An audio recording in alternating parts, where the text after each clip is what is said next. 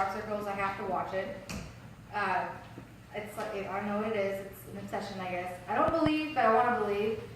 And they've always just really interested me. The fact that whether or not they're made by aliens, I don't really care about. It's really the people who redo it is really what kind of entertains me, because it's pretty impressive, honestly. And I just can't help but watch documentaries and stuff. My name is Christin, roginski. And like I said, I don't think aliens are putting these in, poor innocent farmers' lands, but I also find it just a little hard to believe that people are doing it with ropes and boards. They're doing something else, but we'll let them keep their little secrets.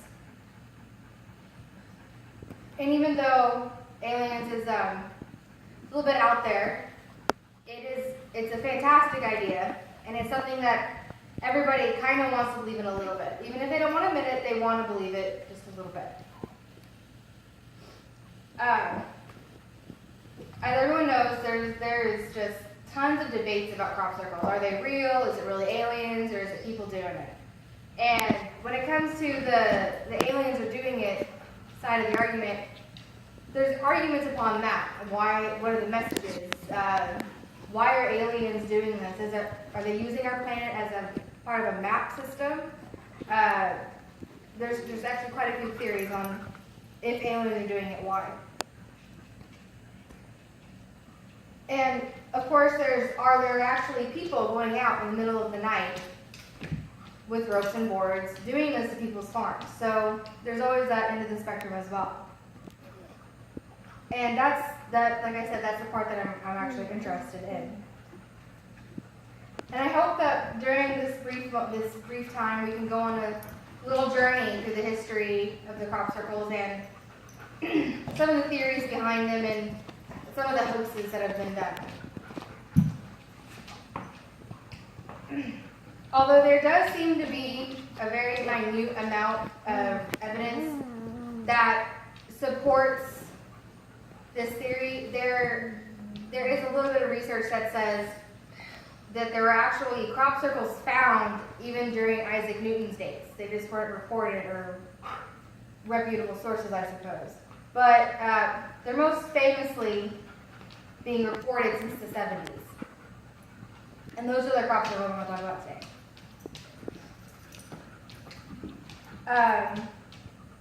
What's interesting to me, at least, is the fact that they all seem to just pop up in southern England. There's been reports of them all over the world, but a good majority of them have come up in England, and that's a little interesting. It kind of does point to more of a hoax situation. The first recorded crop circle appeared in a small town of Chilcombe, which is just a few miles outside of Winchester, England.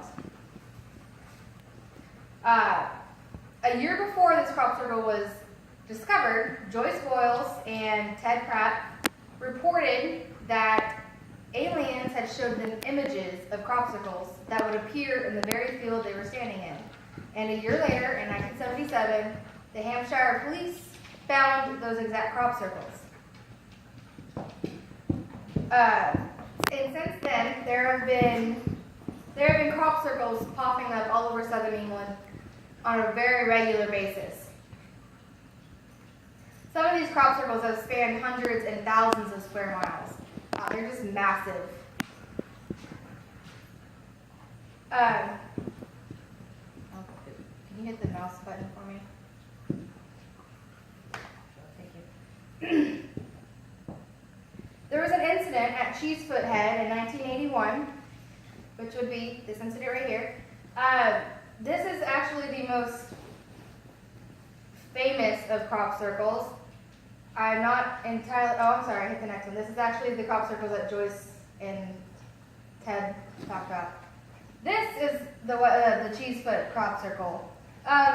The reason this crop circle was so popular or so famous was because you can see the tractor lines coming in right here, and a normal human being would center all of these circles on those tractor lines to make it symmetrical, because humans naturally make things symmetrical.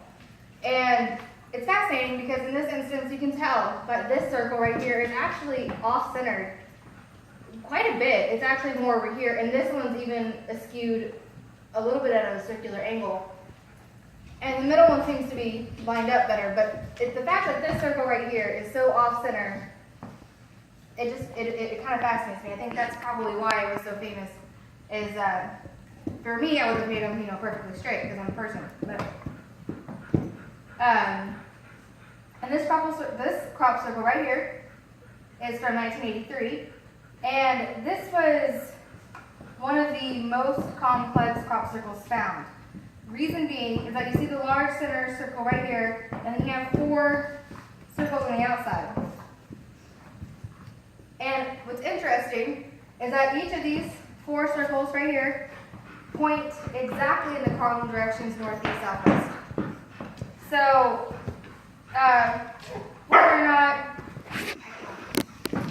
whether or not there's a reason for that, it's not really clear. But this is a very complex circle at the time.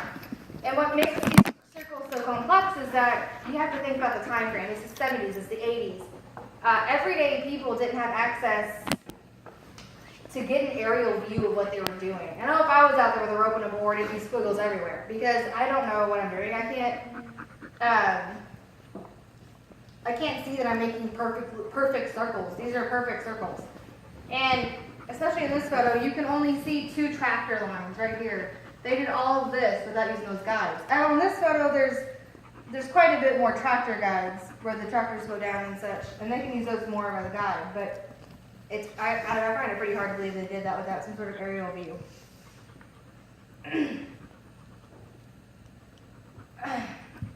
And as I said, a lot of people who believe in crop circles think that these crop circles were sent as a message from extraterrestrial beings. Now, what the message is also an entirely different can of worms. There's a lot of different beliefs on what they mean. Devout believers find it very difficult that there are random people going into these farmers' lands in the middle of the night with no access to an aerial view with ropes and boards making these crop circles. I find it very hard to believe, as do most people in general, but it's possible. A little imagination, anything's possible, but that's the way it is. Some believe that these crop circles are created during thunderstorms. They think that the electrical currents and activity that are byproducts of thunderstorms somehow make perfect circles. I don't find that to be very true. I find that hard to believe, honestly. If it was electric, I could believe the electric current. That's not hard for me to believe. I find it very hard to believe that they would make perfect circles that point northeast, south, and west. I find that very hard to kind of wrap my brain around. I don't think Mother Nature can do something like this so perfect on her own. And the extraterrestrial perspective is somewhat supported by people reporting balls of light, actual landings, even actual encounters with extraterrestrial beings before and after crop circles are found.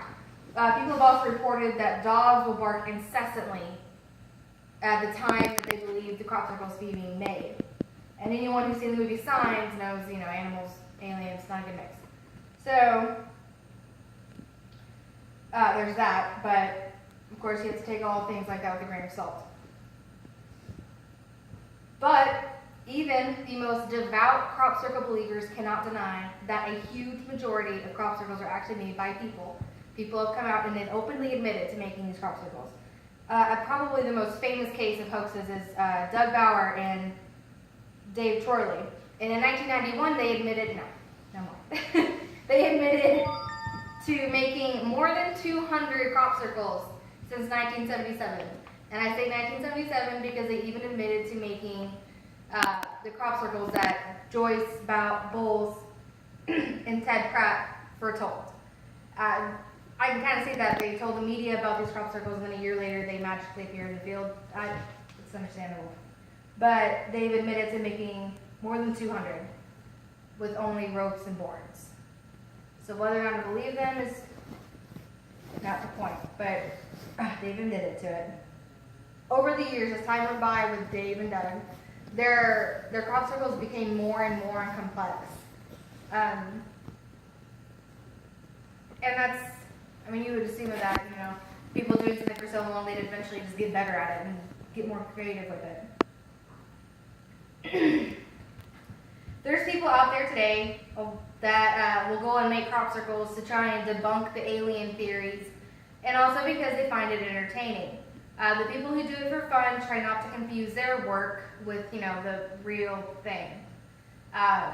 They don't want to take credit for something. They don't want people to think that they did something that they believe the aliens did. They're just doing it to have fun and have a good time. So the lengths that some people have gone to create their own crop circles only indicates how badly the world wants to believe in the fantastic and in the wonderful. And it's great because the human mind is it wants to believe in things that don't exist or that they don't think could ever exist. But I wonder if one day we woke up and there really were aliens making crop circles and now they're here, and I wonder if they would think that fantastic was really fantastic now that it is their reality. So I'd like to thank all of the conspiracy websites because they helped out quite a bit. And thank you all for being here.